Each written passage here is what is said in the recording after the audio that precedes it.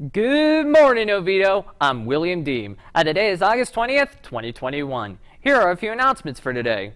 The Esports Club meets on Tuesday, August 24th in Ms. Karpika's room, Building 8, Room 214. They will discuss games, league, teams, and dues.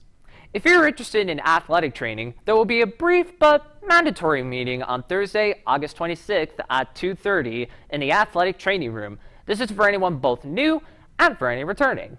If you're in need of a backpack or supplies, you can get them for free at the front office. Just stop by and talk to the front desk. Girls fall season lacrosse will begin practice Tuesday, August 24th at 5:30 in the front practice field. Full lacrosse is not required for playing in the spring. Talk to Coach Dean if you have any questions. If you have an overdue library book from last year, please be sure to get it in the media center by next week. All right, so you may have noticed from last year that our tennis courts have received a bit of a facelift. Here's a look back at a story in the resurfacing of those courts.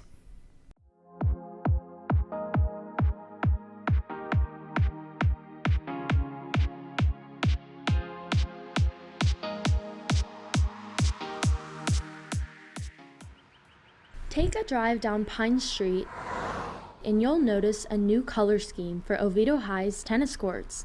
The courts were recently repaved to repair a surface that had been tarnished with cracks for years. If anybody's watched Land Before Time, you know, where like it gets ridiculously hot and all the ground starts to just dry up and you see like the little patties, like that's what our courts look like.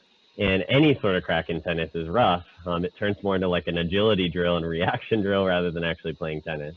They have random cracks on them that go like throughout the span of the whole court. There's sand in random areas. And like the green pavement of it would like come up onto your hands and shoes, so it was just everywhere by the time you were done. And like it just felt really rough and like you couldn't get a good grip with your feet. While the courts have been repaved in recent weeks, a portion of the pavement still has to be redone to repair some bubbling on the courts 3 and 4.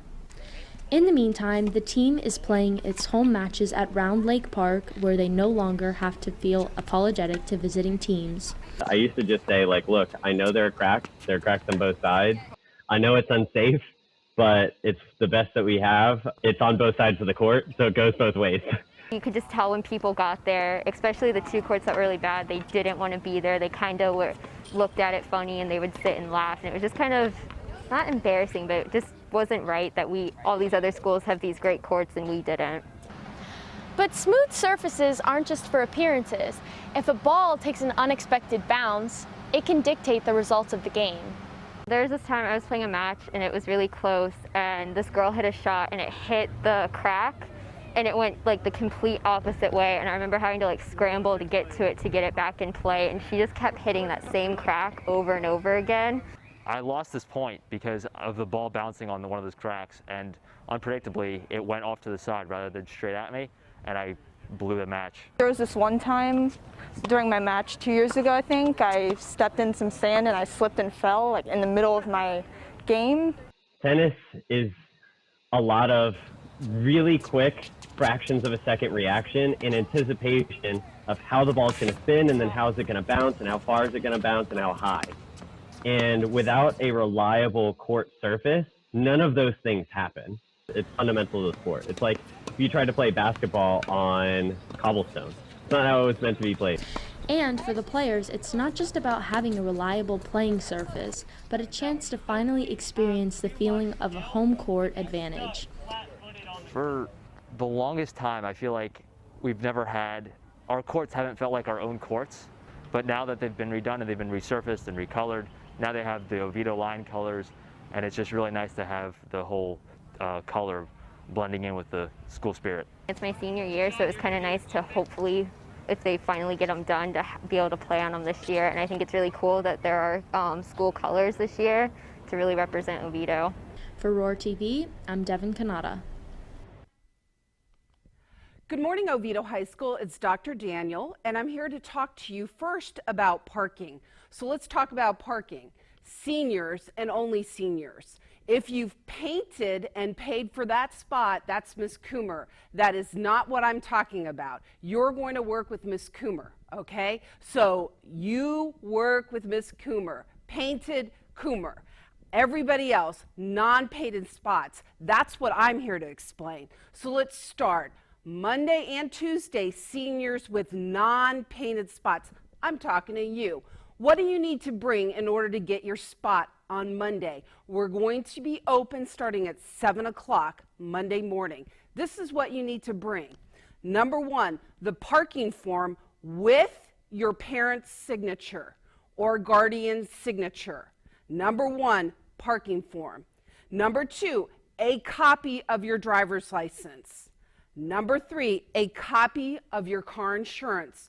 Number four, check for $70 or cash for $70. Okay, we're not doing change, so it can't be $80. It's exactly $70, okay? There are no Xerox machines on campus. You have to copy your license and your insurance this weekend at your local post office or wherever you can have a copy machine, okay? So 4 things, my people: parking form with signature, copy of license, copy of insurance, cash, absolutely correct cash of $70, or a check. Okay, you are going to line up as you're facing the media center on the right-hand side on the outside of the building. You're not coming in through the front of the media center. That will be locked. We are going to have you guys go in through the side, and you're going to serpentine through the media center until you're ready to check out.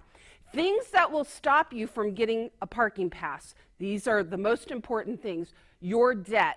Okay, if you borrowed a laptop or a Chromebook last year, you need to bring that in. If you've gotten a message you owe debt, examples would be media center debt, that all has to be paid. So why are you going to be frustrated on Monday, my people? It's because you show up without the correct forms, not the correct amount of money, or you owe money. You are going to get very angry because you're not going to be able to get your parking spot. So come prepared. If you can't understand what I'm saying, because I went through that just by verbally explaining it to you, guess what? I'm going to send it out to you through email, everything that I just said. Okay, juniors, your day is going to start Wednesday. What do you need? Oh my gosh, the same thing as seniors, okay? I'm going to send all that information out and explain it in words. Open up your email and actually read it and do a check off of what to bring so you are not frustrated next week trying to get your parking spot. Okay, last thing I need to tell you, just brace yourself. We are required to lock that back parking lot, okay? We only have, give or take, 250 spots in the front. So, my people, once we run out of spots, we're out of spots. I can't create spots. There's only so much parking. So what do? If we run out of spots and you're a flex schedule, it's going to happen. It is, because we don't have enough parking. You're going to buy a pass for Legion parking. Where is that, do you ask? It is near the stadium towards the front of Oviedo High School. It is not on our property, but they will sell you a parking pass. Where do you find that information?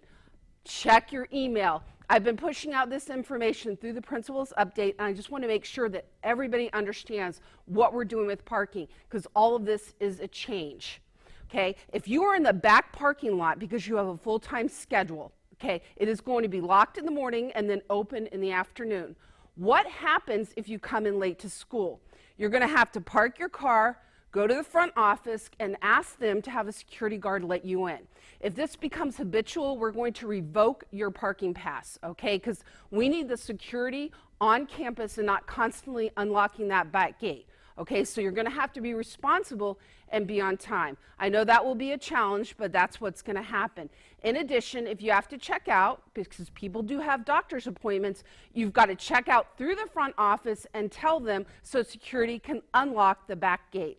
Why are we doing this? We're required. We have to be a single point entry school. This has been going on for a while, and unfortunately, you guys, I'm so sorry, but this is the year we got to do it.